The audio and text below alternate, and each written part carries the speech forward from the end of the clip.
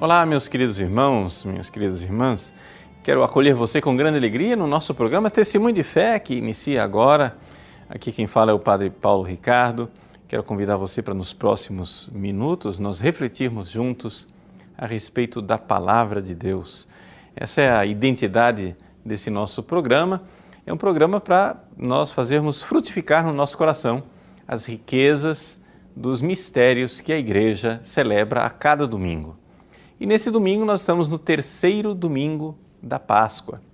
E a Igreja proclama o Evangelho fantástico, extraordinário dos discípulos de Emaús, da aparição de Jesus aos discípulos de Emaús. Trata-se do Evangelho de São Lucas, capítulo 24, versículos de 13 a 35. Nós vamos refletir um pouco a respeito desse Evangelho, porque essa aparição de Jesus aos discípulos de Emaús, ela tem algo de fascinante, diferente das outras aparições. Não que não seja importante a aparição de Jesus, por exemplo, a Maria Madalena, onde o Cristo aparece a Maria Madalena e ali simboliza a Igreja como esposa.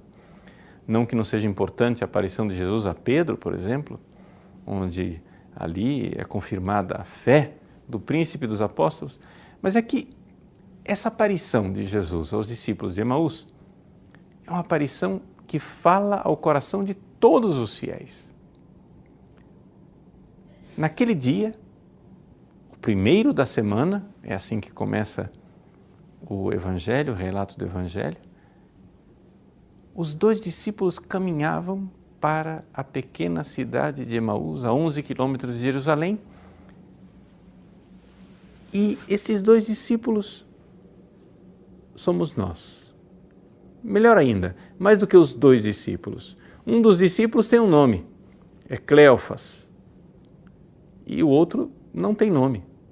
Lucas não fala o nome do segundo, mas é porque, na verdade, o nome do segundo discípulo é o seu nome, é você. Somos todos nós que precisamos estar ali. Eu arriscaria até dizer, né, que sem dúvida nenhuma, Jesus apareceu aos discípulos no caminho de Emaús pensando exatamente em você. Sim, em cada um de nós, para renovar a nossa fé, porque é muito fácil a gente se identificar com estas duas pessoas, com esses dois discípulos que vão no caminho conversando a respeito dos acontecimentos trágicos daqueles últimos dias. Jesus, estamos aí no domingo da ressurreição, Jesus ressuscitou de madrugada, o túmulo foi encontrado vazio e estes discípulos ainda não sabem que ele já apareceu para as mulheres, já apareceu para Maria Madalena e exatamente por isso eles vão conversando numa situação, numa alma, né, marcada pela morte, pela decepção, pela tristeza, pelas trevas. De fato, quando no versículo 17 Jesus pergunta o que ides conversando pelo caminho, o Evangelho faz uma leitura psicológica do que eles estão vivendo. Ele diz assim: eles pararam com o rosto triste. A tristeza era tamanha que não era possível escondê-la. Ela estava transparecendo no rosto. E então, eles narram a Jesus tudo o que aconteceu. E concluem com uma frase que é como se eles tivessem colocado uma pedra em cima de um túmulo, ou seja, eles rolaram a pedra em cima do cadáver da esperança deles. Eles dizem assim: nós esperávamos que ele fosse libertar Israel. Nós esperávamos. Quer dizer, esperança frustrada, esperança não realizada.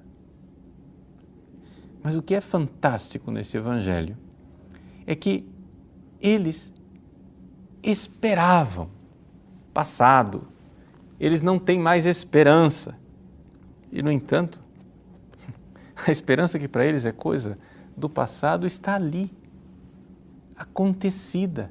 Ou seja, a esperança que para eles foi perdida está ali do lado deles. Ou seja, Jesus é a realização da esperança deles. Ou seja, naquele momento, Jesus não é mais nem esperança. Na realidade, Jesus é cumprimento, é realização do que eles esperavam. A realização de tudo o que eles esperavam está ali, do lado deles, mas eles não sabem. Eles não enxergam isso. Eles não sabem ainda. E isto é fantástico porque, na realidade, isto é um farol que ilumina a nossa vida. Nos momentos de frustração e de trevas, nos momentos de miséria, de morte, deixa eu falar a palavra que a gente evita dizer, nos momentos de desespero, nos momentos em que você viveu o desespero. Jesus estava lá. A esperança está realizada aí com você. Está do seu lado. Melhor do que do seu lado. Está dentro de você, está caminhando com você e quer fazer com que o seu coração arda na fé. Meus queridos, esse evangelho é um evangelho fantástico porque ele resume num pequeno relato aquilo que é o grande mistério do cristianismo. O que é o cristianismo? Você que é cristão, vamos entender o que é o cristianismo. O cristianismo é um mistério de uma presença real.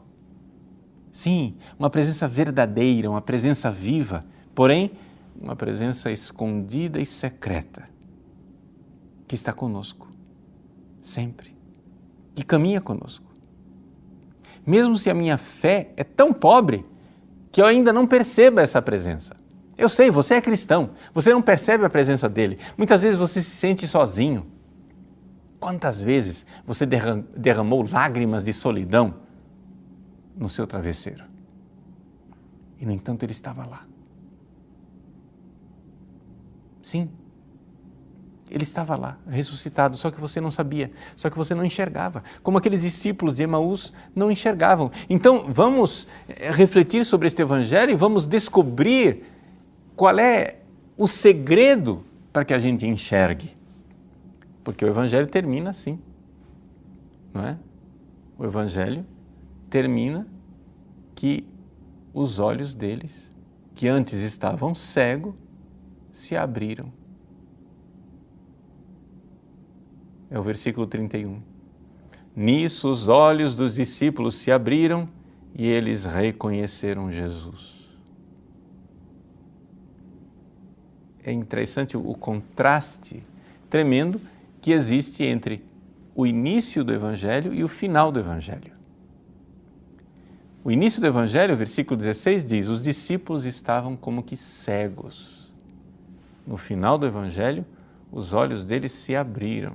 Então vamos lá, vamos entender como é que a gente faz para enxergar. Nós que vivemos essa solidão atroz, essa solidão cruel, de enfrentarmos a vida quando parece que tudo está contra nós e todos nos abandonaram. Nós que vamos pelo caminho com o rosto triste, como aqueles discípulos, como é que a gente sai dessa situação? Pois bem, o caminho, meus queridos, é o caminho da vida de oração, que é o momento em que a gente pode se encontrar com esta presença de forma mais consciente. Veja só, Jesus está conosco o tempo todo, mas nós somos capazes de enxergar esta presença na vida de oração e, mais especificamente, quando nós meditamos a respeito da palavra de Deus, ali acontece o mistério de que o ressuscitado nos toca com o toque do Espírito Santo e faz arder o nosso coração, como fez aqueles discípulos de Emaús. Vejam o que é que Jesus faz, né? O que é que Jesus faz para que esses discípulos saiam dessa sua miséria? Jesus, ao ver aqueles dois andando ali, tristonhos, né, com suas lamúrias, cabisbaixos, o que é que Jesus faz? Jesus passa a mãozinha na cabeça deles e diz: ah, tadinho deles, coitadinhos, estão sofrendo tanto, né? Não, absolutamente não. Jesus não alimenta o vitimismo dos dois. Jesus vai com a faca, né, de uma espada de dois gumes, porque a palavra de Deus ela é assim, ela é penetrante. Não é? Você está doente, então a gente precisa enfiar o bisturi, a faca, precisa cortar mais profundo ainda para curar você. Jesus diz a eles, versículo 25, como sois sem inteligência e lentos para crer em tudo que os profetas falaram. Vejam como Jesus parece, de alguma forma, ser cruel, não é? Porque qualquer pessoa que encontra alguém enlutado, alguém tão decepcionado e ferido, nossa reação é querer consolar a pessoa, é dar os nossos sentimentos, nossa solidariedade. Jesus não, Jesus diz: sois sem inteligência e lentos para crer. Ou seja, Jesus está dizendo, se vocês estão tristes assim, a culpa é de vocês. É como se ele dissesse, olha, eu estou ressuscitado, eu estou vivo, e se vocês não enxergam isso, a culpa é de vocês, porque vocês são sem inteligência e lentos para crer. Bom, até aqui, o diagnóstico da doença, não é? Os discípulos achavam que a doença deles é que eles foram decepcionados por Jesus. Jesus, como um bom médico, dá o verdadeiro diagnóstico e diz, a doença de vocês é falta de fé. Se vocês tivessem fé, a inteligência de vocês estaria iluminada e a vontade de vocês estaria sendo convidada. Porque é isso que Deus faz quando a gente faz um ato de fé. Todas as vezes que a gente reza, né, e realiza um ato de fé exercida, o que Deus faz, o que o ressuscitado faz é que Ele envia o Espírito Santo que ilumina a nossa inteligência e convida a nossa vontade. E aí nós enxergamos essa presença dEle. Mas vamos com calma. Vamos lá. Jesus dá o diagnóstico. O problema de vocês é falta de inteligência e falta de fé. Lentidão para crer. E agora? Qual é o remédio que Jesus vai aplicar nesta ferida? Nessa ferida que, de alguma forma, foi Ele quem abriu. Vai ser a meditação da palavra. E começando por Moisés e passando pelos profetas, explicava aos discípulos todas as passagens da Escritura que falavam a respeito dele. Jesus conduziu uma longa meditação. E enquanto ele ia meditando sobre aquela palavra de Moisés e dos profetas, dessas pessoas que já tinham morrido séculos antes, aquela palavra foi se demonstrando não como uma lembrança do passado, não como um arquivo morto que foi aberto, não como palimpsestos cheios de poeira que eram tirados das estantes. Não. Jesus sopra sobre os ossos ressequidos daquelas palavras do passado e elas têm vida. Não ardia o nosso coração enquanto Ele, pelo caminho, nos explicava as Escrituras? Sim, Ele nos fala. Mas é necessário ouvir a voz dEle dentro de nós, ressuscitado, vivo. Veja, meus irmãos, eu disse e quero repetir porque esta é digamos, o ensinamento central que eu gostaria de transmitir neste programa hoje, é que o cristianismo é o mistério de uma presença real do ressuscitado. Sim, ele é real, embora ela seja escondida e secreta. Jesus está presente, ressuscitado em nosso coração. Ele caminha conosco, Ele nos fala ao coração. O que a gente precisa é robustecer a nossa fé para conseguir enxergar aquilo que a gente não enxerga. Se a minha fé é pobre, é claro que eu não vou reconhecê-lo. Eu vou estar como esses discípulos cegos, que caminham cegos no caminho. Mas Ele é luz, Ele quer iluminar a nossa cegueira. Ele quer abrir os nossos olhos. Então, como é que a gente deve fazer? Você deve, aqui, vamos ser bem práticos, você precisa encontrá-lo. Vamos agora, nesse programa, quero convidar você a se recolher um pouquinho. Não sei onde é que você está agora nesse momento, se você está em casa, circulando, né? Fazendo alguma coisa, arrumando a casa, ou fazendo esporte. O que é que você está fazendo ao ouvir esse programa? Mas eu gostaria que você, sem precisar parar o que você está fazendo, você se recolhesse um pouco e olhasse para dentro de você. Como é que você está? Note dentro de você aquela situação dos discípulos de Emaús. Eles pararam com um rosto triste. Vamos parar também nós. O seu rosto não está necessariamente triste. Mas como é que você está? Você está cansado? Você está desanimado? Triste? Está com raiva de alguém? Está agitado? Preocupado com alguém? Angustiado? Com o coração apertado? Se sentindo sozinho? Como é que você está? Vai examinando um pouco os seus sentimentos. E enquanto você examina os seus sentimentos, você vê que tudo isso que está acontecendo dentro de você é que as suas emoções elas são empurradas de um lado para o outro pelas ondas, como as ondas do mar. Você é levado de um lado para o outro pelas emoções do dia a dia. Puxa vida, todo dia tem uma notícia ruim, todo dia tem alguma coisa acontecendo, todo dia tem alguma coisa que te puxa para baixo, que te desanima, de tal forma que você pode até dizer assim, puxa, eu esperava que me aproximando de Jesus a minha vida ficasse melhor. Eu esperava que junto com Jesus eu não precisasse mais me angustiar assim. Eu esperava. Assim como eu, como padre, né?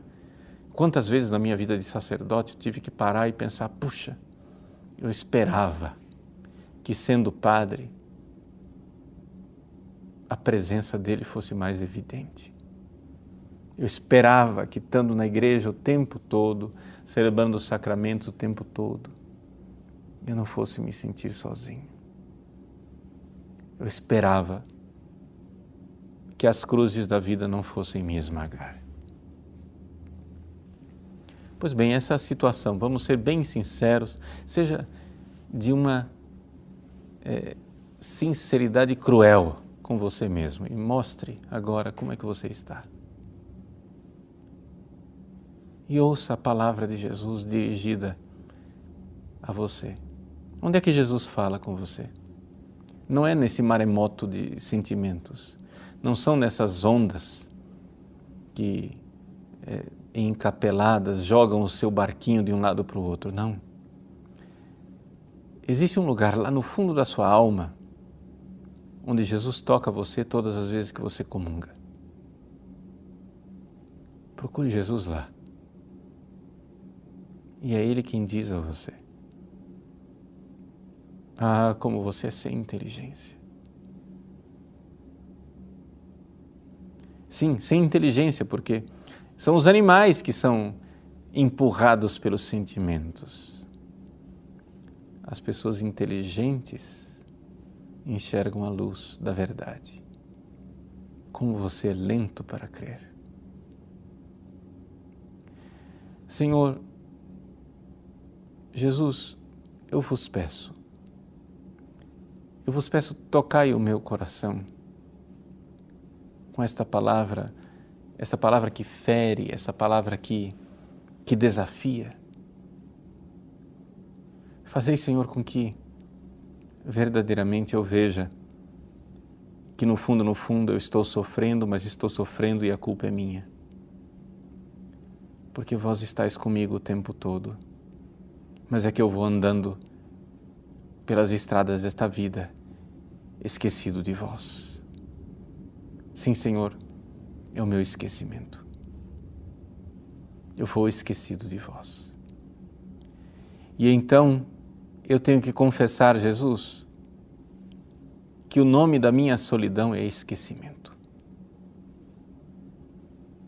Sim, porque eu me lembro de tantas coisas e de tantas pessoas, me lembro de tantos problemas e de tantas angústias, mas não me lembro de vós. Eu não me lembro daquele toque suave de vossa graça, com o qual me tocais em cada comunhão. Eu não me lembro da vossa presença, vós que estáis no fundo da minha alma, Senhor. Jesus, eu quero pedir, Senhor, não permitais que eu me esqueça novamente da vossa presença. Sim, Senhor, porque eu vou caminhando nas estradas desta vida, nos caminhos e nos descaminhos da minha existência, eu vou caminhando, Senhor, esquecido de vós e por isso sou dilacerado pela tristeza, sou acabrunhado pelo peso da minha cruz e, no entanto, eu não me lembro, Senhor, eu não me recordo que eu tenho do meu lado o mais belo de todos os sirineus, o melhor de todos os companheiros, aquele que faz a cruz leve, sim. O meu fardo é leve, o meu jugo é suave. Ah, Senhor, se eu me lembrasse de vós, se eu me lembrasse de vossa presença ao meu lado. E, no entanto, eu me esqueço, Jesus. Jesus, que esse tempo de Páscoa seja um tempo para que eu não me esqueça de vós. Dai-me, Senhor, esta graça, a graça de eu me lembrar desta presença realizada ao meu lado. Sim, os discípulos de Emaús confessam desesperados, dizendo, nós esperávamos. E, no entanto, vós estáveis ali do lado, como esperança realizada. E vós estáis aqui, Senhor, agora, neste momento, não daqui a 10 anos, e nem daqui a 10 minutos. Agora, Senhor, vós estáis aqui, tocando a minha alma como esperança realizada, porque vós sois uma presença real. A vossa presença, Jesus, é mais real do que até a minha presença. Sim, porque onde é que eu estou? Onde é que está o Paulo Ricardo? Onde é que está o Paulo Ricardo de ontem? Onde é que está aquele jovem cheio de energia, cheio de saúde, de sonhos? Ele já não existe mais. Onde é que está o Paulo Ricardo de amanhã? Onde é que está o velho, doente, no leito de morte? Ele também não está aqui. Onde é que eu estou? Eu estou tão longe de mim. Eu não estou presente a mim mesmo. Eu estou sempre arrastado para tantas coisas longe de mim. Jesus, no entanto, a vossa presença é mais real do que até a minha própria presença. Eu não estou completamente aqui, vós estáis completamente aqui, Senhor, porque estáis ressuscitado e glorioso, embora estejais escondido e secreto. Mas é uma presença real, mais real do que a minha. Senhor, eu creio. Eu creio na vossa presença. Portanto, quero vos pedir, Senhor, nesse tempo pascal, ressuscitai a minha fé e fazei com que a minha memória nunca se esqueça de vós e que o meu coração se mantenha ardendo no caminho, enquanto viveis comigo a minha vida e carregais a minha cruz. Que o Cristo ressuscitado abençoe você, meu irmão, minha irmã, como discípulos de Emaús, sejam os nossos olhos abertos na Eucaristia que celebramos a cada domingo. Deus abençoe você. Em nome do Pai, e do Filho, e do Espírito Santo. Amém.